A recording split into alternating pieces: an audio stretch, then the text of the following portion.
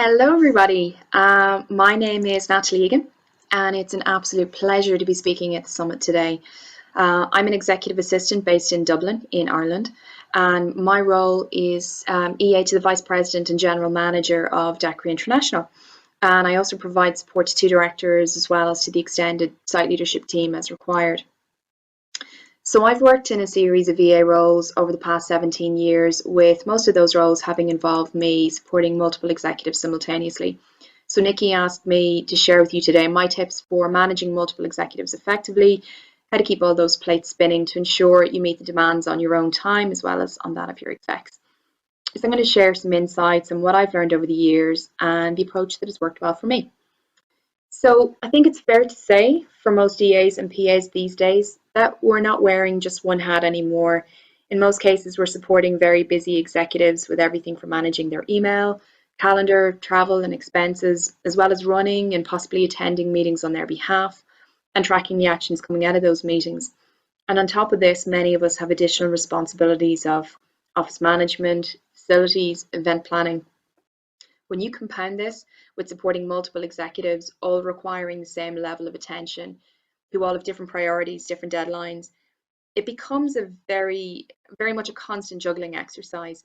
In my experience, the only way to keep all of those plates spinning and provide effective support is with really careful planning, setting and managing expectations, and with flawless communication. My own past experience of juggling multiple executives, often with large teams, has shown me that this is really critical for success and also for maintaining my own sanity. Because if you miss any of those steps, it can mean working a lot of extra hours just to keep your head above water while you're dealing with the changing needs and deadlines that those executives are going to throw at you each day. My experiences over the years have taught me that I needed to be strategic when it came to how I approached my role and my workload. What I mean by that is me being as proactive as possible, not reactive. That involved asking questions, learning as much as possible about the business I was working in, about the executives and the team's objectives and priorities, and then taking that and planning ahead, both in the short and the long term, with the aim of really being fully in control of my workload while recognizing and understanding those objectives and priorities and doing what I could to make a contribution towards achieving those goals. Taking this approach allows an EA to add real value and make a bigger impact on the efficiency and effectiveness of the executives or the team that he or she manages, I should say. It expands the role from being purely task driven and reactive to really becoming a business manager, to working in a seamless partnership with those executives that you support. Proactively learning how their individual goals and the team's goals fit together to create the bigger picture will give you a clearer understanding of how you can anticipate and proactively organize what needs to be done. You can go that extra mile and identify the additional responsibilities you can take on to make that bigger contribution. But you can also recognize where something isn't working well and make suggestions on how to innovate. For example, changing or improving existing processes, creating better reporting tools, using different vendors or suppliers. You're uniquely placed to observe and to give that feedback and make that difference. And I found that this proactive approach has worked very well for me, both in past roles and in my current role. Juggling multiple stakeholders, often with large teams, has shown me that, you know, if you plan, you can do it. If you don't plan, you're just going to be in for trouble. So I can't stress the need for that enough. It's definitely not going to be a surprise to any of you that one of the most critical parts of this approach is communication. I mean, clear and effective communication is absolutely essential to accurately understand the expectations of your executives, but it's equally important for you to relay back to them your expectations of them, your requirements, what you need from them in order to do your role effectively, and the challenges you might be facing. The most important first step, in my opinion, when you begin a situation where you're managing multiple executives is to ensure that they're all clear, that you're working alongside multiple stakeholders, that all of them are going to have demands on you, but they each only get a piece of your time, and they have to be prepared that you're going to need sometimes to prioritize their requests. That might sometimes mean they have to wait longer than they'd like to get the support they're requesting, but that's just part of how this division of labor is going to work. That joint meeting is the time to assess your bandwidth, agree exactly how your time is going to be divided between them. If the executives are peers at the same level, try for as fair a division of your time as is possible. Take into account larger teams, projects which might be on hand. But you may find there's going to be the case where one of your executives reports into another. And this will actually simplify matters for you because it's generally a given, generally accepted that the most senior executive is going to get the largest slice of your time, and that their requests are going to be the ones that will take precedence if there are clashing requirements or deadlines. Once those ground rules have been set, you now need to ensure regular communication with each of them to discuss, current priorities, future priorities, status updates on the projects you have in hand, the current status of your bandwidth as well, where you're at, can you take on more? Are you struggling? That's the time to speak up. And also talk about any personal goals you might have and see how that can align with what you're doing for each of those executives. I've personally found that daily updates are best, but that's really a matter of personal preference and also depends on the executive you're working with. But for me, I find daily works. And I found that once you get into an effective pattern with those, it becomes that even a 15-minute daily meeting or call is going to be enough to keep you on speed and up to track. If that doesn't work with their schedules, I would say go for one longer weekly meeting instead. You can achieve a lot with exchanges of emails, asking questions and trying to get the responses that you need. But I think nothing can be substituted for getting that face-to-face meeting or getting that time on a call to really just focus and go through what needs to be covered. So if you're going for the weekly meeting, I have found that a meeting towards the end of the week works best. In my current role, I have a meeting with my VPGM on Friday mornings, and we take an hour and we look back at the current week, what's been achieved, did priorities change, did something get pushed out, and that feeds into looking ahead into the next week, looking at what's already been agreed. Is everything that's in that week still the right priority? Does anything need to be moved out? Does anything that perhaps wasn't achieved this week impact what next week is going to look like? To get the most out of those meetings, I would highly recommend come equipped with your agenda, with your list of points that you've discussed, the answers, the questions that you need answers to, and I would recommend to your executive that they do the same. If both of you come prepared, if in those update meetings, if you touch on everything that you're doing for them, but also touch on what you're doing for the other executives. Ensure that those meetings are comprehensive, all of them. Create transparency on how you're spending your time and who's getting the most of your time, where your bandwidth is being spent. It's absolutely essential to do. Also, if you find that projects overlap between multiple executives, then a separate joint meeting specifically around that project would be very beneficial. It just ensures everybody's on the same page. Rather than having multiple individual conversations, you're just better to get everybody together for a few minutes, make sure everybody's aligned. And this will be even more important if you find that you have constant conflicts between the requests from various execs and there's continual reprioritization and you're having to shift gear frequently. It could be time to revisit that very first conversation about the division of your time, or maybe it's just a reevaluation of the workload itself. If you may require that, if you find that you don't have the bandwidth to get everything done, within normal working hours. We all have busier periods which require working outside of our normal hours, and as EAs, I think we're prepared for that. But if you reach the point where you're struggling to complete the core requirements of your role without working a lot of extra hours, it's definitely time to revisit your workload from each exec and reprioritize accordingly.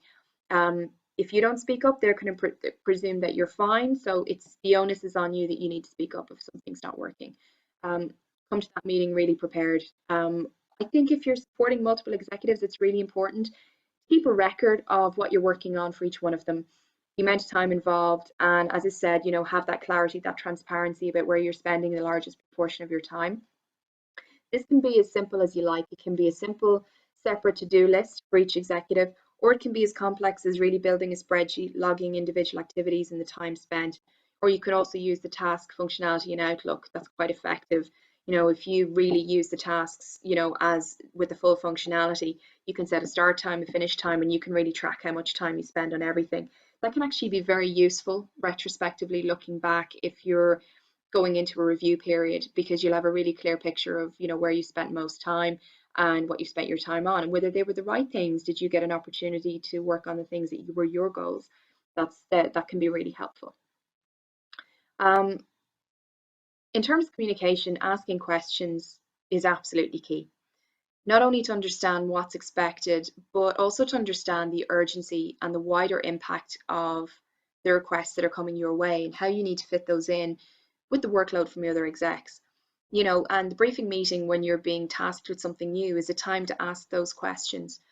A tip learned from a former manager very early on in my career was to challenge him if he wasn't being clear or if his request was unrealistic, and ask as many follow-up questions as were needed to reach that point where we were both clear, we both understood, what's needed, how much time is really involved, is this deadline realistic, what are the challenges? And, he stressed never leave those meetings if there's any ambiguity or any concern that the deadline is unrealistic or maybe even unachievable. Speak up when it's possible to do something about it. I believe particularly for EAs who are just starting out, or even for EAs starting in new roles, there's real pressure to be in control from moment one.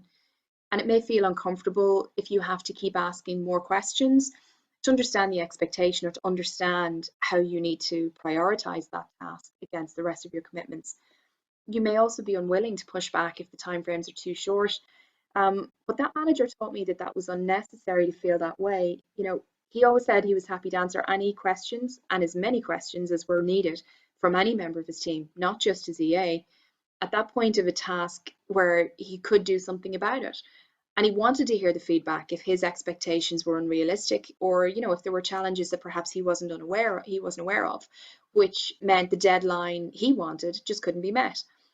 But if any of his employees left that meeting, where they talked about something new that's coming up, they didn't ask those pertinent questions and then had to return later to get more clarity, or maybe they committed to a deadline without really understanding that they weren't going to be able to meet that for various reasons. He felt this undermined his confidence, not just in their communication skills, but potentially in their competence to do their jobs effectively. So asking those questions at the right time is absolutely essential. Of course, getting the communication right isn't just about the questions. It can sometimes be difficult due to differing communication styles. And this could be something you have to work with. It depends on the personalities you're working with and how how their style, fits with yours. But learning how each one of your executives likes to work and how they prefer you to communicate with them in a way that respects their time is going to make this easier, and it's going to feed into your own planning. Some executives will want email updates where others feel, no, I get enough email. I only want to talk in person. Don't give me updates ad hoc during the day, unless there's something super urgent.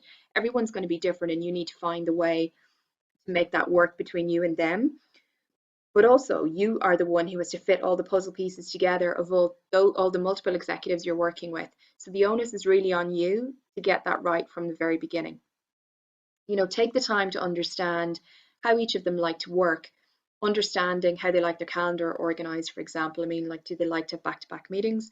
Do they like to have gaps of time in between? Are they early birds? Are they night owls? It's likely they're all going to have different approaches, and you're going to need to juggle all of those to make your life easier. For example, if they all liked to have daily update meetings with you as their first appointment of the day, well, you now have multiple people wanting the same piece of your time. So you have to resolve that clash and try to reach a compromise that suits everyone. This can sometimes be easier said than done, I have to admit. And if you're facing a really difficult situation resolving a clash because everybody's insisting that, they still want that slot, or, they want your piece of time on a given day to work on a particular task, I found that the best approach to take is get everybody together into one conversation. It can be a call, it can be face-to-face meeting. It really depends on what suits you. But I found that a joint conversation goes an awful long way to sorting out any issues, because none of them are going to want to be seen as the unreasonable one who won't be flexible with all the others. And you'll find that that's going to resolve an awful lot faster than if you try multiple separate negotiations. So that's something that's worked for me, at least. If something isn't working, big or small, you need to speak up as soon as you can. You need to establish, constructive feedback, go in both directions to really help you improve, how you're working with each one of those executives, and also to improving how your team unit works. You might find that those executives are from different pieces of the business, but essentially they and you together, you're a separate little unit, and you need to make sure that that all works, and that they're all happy with the time that they're getting, that you're happy, that your needs are being met, and that you're not being swamped, and that everybody's respecting your time. So you really need to make sure that that's working well. Once they all understand what you're doing and what they all need of you individually and jointly, you're going to have the space to change the things that aren't working well and to demonstrate to your stakeholders how they can best use your time and your skills to get the most value for each one of them and for all of them as a group. Setting and managing clear expectations, as I said, is hugely important, and this is really key for success. As I've mentioned, the regular communication with my stakeholders allows me to be very clear on their expectations of me, but this makes it my responsibility to ensure that those expectations are realistic and achievable, and speak up if they're not. you know if you find yourself, for sure, and you will, in a situation where all of your stakeholders need something from you at the same time, you've got a couple of clear choices. You accept everything that they've asked you to do without questioning deadlines and end up working late to get every task completed, or you can push back. It doesn't even have to be a firm no straight up. It can be just, looking for some more clarity. Look for information about the task or the deadline. Get a clear view, which is the most important. Is the deadline really fixed, or is there room to maneuver? Is the task really urgent, or is it just important? This is a distinction lost on many people, and particularly busy executives, when they think everything they need is urgent. Really understanding what's genuinely urgent and really what needs to happen first is really important. If you've taken the time to understand the business you're working in and how each of your executives work, it's going to be a much easier task for you to assess these situations and reprioritize yourself. But if you do run into a situation where you can't resolve without their input, then let them know immediately that you've got conflicts, that you've got unachievable deadlines or too many deadlines, and they either need to agree new due dates with you so you can fit everything in, or it's going to be a prioritization exercise and pick out what are the most urgent of the tasks which need to be completed above the others. The intention is always, where possible, to provide the support that each person needs, but sometimes compromise is going to be necessary. And if you've already established your transparency and your reliability through the regular communications you have with each of them, this is not going to be a huge issue to overcome. Taking that personal accountability for your role and your responsibilities is going to make you much more effective in how you're managing those execs. And it's simple and perhaps obvious, but follow through is so important. Once you make that commitment to a task or deadline, follow through. Make a point not to promise what isn't possible to deliver. If you've set a realistic deadline, you should be able to meet all of your expectations of all of the executives, and you might find that you might do something a little bit earlier than expected. You can either take on something additional, which will further the goals of the team, but it's also beneficial for your own personal development and for building your brand for reliability. But it's equally important to ensure you're not stretching yourself too thin, which is very easy to happen when you're managing multiple executives. When you're juggling multiple inboxes, multiple calendars, and you're booking so many flights that your brain feels like the departure's board in an airport, it's going to be tough. So the key thing is speak up. Don't be afraid to push back. Say no if it really is necessary. I mean, if you have too many deadlines and not enough time, reassess, reprioritize, and if you need their input, let those stakeholders jointly agree what's the most important if you can't come to an agreement with them individually.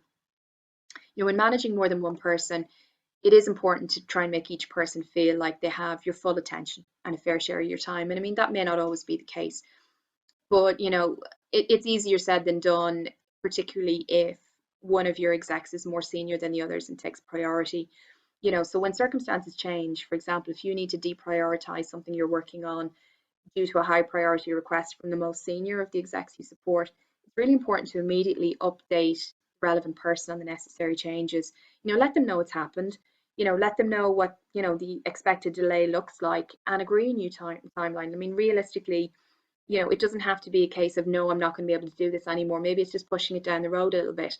If we use the juggling analogy again, it's just throwing those balls up a little bit higher to catch later rather than letting them fall. In most cases, if you have organized and planned proactively, you can really avoid surprises, but no matter how well you've planned, it's always important to anticipate and be prepared for the unexpected. I found what works well is building empty slots of time into my calendar to allow for unplanned meetings, short notice requests, and try to keep those slots free. That way, if something unforeseen happens, there's time available to deal with it without impacting other tasks. It's also a good idea if they're open to it to build those same tasks into your exec calendars to give them that little bit of leeway for, for tasks that are running over or something unexpected rather than being back to back. I know several people personally from past roles who really believe that being productive is filling your calendar with back-to-back meetings and squeezing in as many tasks as possible into one day. But all it takes is one thing to run late, one thing to take longer than you thought, whole schedule is disrupted, and you just end up harassed and stressed, anything but feeling productive or in control. As I mentioned earlier, there are a lot of ways to plan your activities for each executive. Keep the task list separate, track your time spent in each executive. A lot of people still prefer handwritten to-do lists, but I personally feel an electronic list is better. You can't lose it. It's faster to edit and reprioritize. Outlook Tasks is a very efficient way to do this, but there are multiple apps and platforms out there which are free and have fantastic functionality. There's Wunderlist, Todoist, and Trello, and those just off the top of my head. A really useful tip is to set different colors for the task lists, and if possible, also the individual calendars of your execs. So at a glance, you can see what's on hand for each of them. The color coding functionality is available in Outlook. It's also available in Gmail. I myself have found this invaluable over the years, keeping on track with what I'm doing for all of the stakeholders individually and jointly. Keeping separate email folders for your conversations with each of them and not leaving things in your inbox to be actioned is essential. I have a series of email folders for each executive. Calendar, actions, travel, expenses, and any other relevant team folders. And also match the colors of those folders to the color of the corresponding lists or calendar, so you can see at a glance everything that has to do with that one executive. You're going to have to switch focus frequently between tasks, between execs. So you need to ensure you have everything quickly available at your fingertips, and using the color coding is really easy and helps you to do this much faster than wading through your inbox to find what you need. And if you need to manage the inboxes of your various execs, you need a concrete system for how to manage that email traffic. I found myself the best way is using the 4Ds of the Working Smart with Microsoft Outlook methodology. I'm sure many of you are familiar with it. When reading your emails, look to touch them only once, get them cleared out of your inbox as quickly as you can. So using the 4Ds, you're either going to do it now, you're going to decide when and create, a task for yourself with a deadline and file it away for future action. You're going to delegate it to somebody else who's better suited to answer that query, or you're just going to delete it. If you don't need it, get rid of it. Using this approach, it really is realistic to empty the inboxes you need to maintain by the end of every day, your own and your execs. And trust me, your execs will love you for this. And using this approach will make this time-consuming job much easier and much faster for you. To ensure you're prepared for whatever surprises the morning throws at you, do a brief daily review of your to-do lists and the next day of appointments for each exec. Ensure you and they are on track. Keeping your list updated and reviewing it at the end of each day means you can really switch off when you leave the office, because your plan is in place for the next day and you're on top of everything. I think really importantly, when it comes to effective planning with multiple stakeholders, you need to take a step back, see the bigger picture, be future focused. When I've had 3 very busy stakeholders in the past with hectic schedules and large teams, I found planning ahead in terms of just weeks wasn't enough. So I could be looking at a plan from 1 to 3 months, depending, looking ahead at travel, meetings, understanding the priorities, what they might need to prepare for those. I was then able to block out that travel time, get prepared, get them prepared, block slots of time for work into their calendars and the reminders they needed, and take some of the actions off their plate if possible. So looking this far ahead, it's helpful for you, and it's helpful for them, helping you to anticipate and resolve clashes, have a clear view of current priorities and an idea of what's coming up next. When the current project finishes, what's the next important thing, and then being fully prepared and informing them and keeping them up to speed will help them also be more productive and give them visibility of where their time is being spent.